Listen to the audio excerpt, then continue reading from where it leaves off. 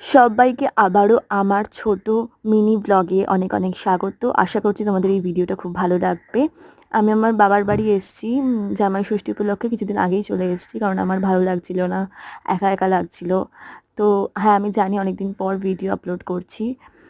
তো আমি বসে পড়েছি চা নিয়ে একটুখানি, আর তোমাদের সাথে ভিডিওতে কথা বলতে। তো অনেক দিন পর ভিডিও বানানোর কারণ হচ্ছে গিয়ে আমি অনেক কিছু হয় লাইফে যেটা সব কিছু শেয়ার করা যায় না।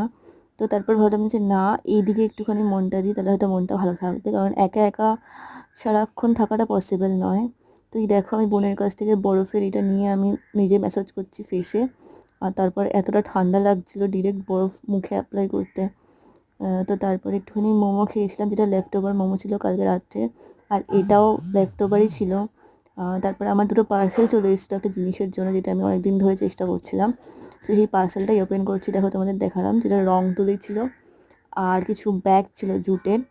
আর এটার উপরই কারুকার্য আমি সেদিনকেই শুরু করে দিয়েছিলাম। তারপরে স্নান করে একটু ফ্রেশ হয়ে আর একটা কাজে বসে পড়েছিলাম, এটা একজনকে গিফট করব বলে। তোমরা গেস করতে পারলে কমেন্ট করে আমি কাকে গিফট করব। তো তারপর এটাকে বানাচ্ছিলাম, আমি জানি না কেমন বানিয়েছি, তোমাদের ভালো লাগলে অবশ্যই কমেন্ট করো আর লাইক করো। তো তারপরে সব বিকেলবেলা উঠে আমার খুব খিদে পাচ্ছিলো, তার জন্য একটু পাস্তা বানিয়ে নিয়েছিলাম, বাট পাস্তাটা পুরোটা খেতে পারিনি, কারণ খুব ঝাল দিয়ে ফেলেছিলাম। আমার খুব ঝাল খেতে ইচ্ছা করছিলো, বাট এত ঝাল দিয়ে ফেলেছিলাম ভালো লাগছিলো না।